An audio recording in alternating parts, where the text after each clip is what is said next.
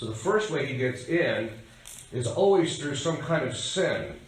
And we're not talking about venial sin here. We're talking about something grave, some mortal sin. Somebody in a family line commits a mortal sin. That mortal sin then gets into the family. So the primary way that which he gets in is by committing the sin, attaching himself to somebody in the lineage. Then from there it gets passed. We'll talk about how that happens in a minute. Okay. The next is from some kind of a curse. People will be cursed within a particular family, and it gets passed from generation to generation. Sometimes these coincide. So, for example, if you take the Freemasonic curse, they coincide. The Freemasonic curse has a very distinctive, when the spirits get in from Freemasonry, they have a very distinctive patterns that you will see. There's certain kind of health patterns, usually things revolving around respiration, things of that sort. They'll also, with the Freemasonic spirit that gets passed generationally, there is, and I'm not passing any judgment on anybody who's become a Freemason. Well, maybe. Okay.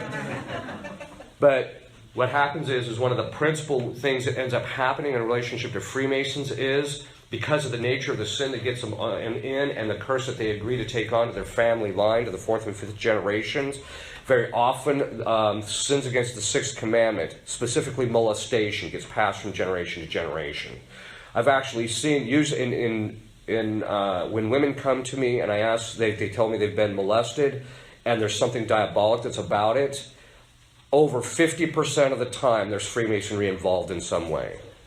So this is when people sit there and say, oh, it's just a group of nice guys. Sorry, it is a thoroughly evil institution. I'm not saying that the people at the bottom understand that, but it's a thoroughly evil institution, and the way you know that too is, especially when you get to the top, it's completely Luciferian. Okay, so it can be the type of thing where the oppression follows a generation to generation. And then it can just be the spirits that just are passed or that are there and just do ordinary temptation. The oppression stuff you don't see too often in generational stuff unless it's, again, connected to Freemasonry. A lot of times, for some reason or another, there's that oppression or connection to Freemasonry.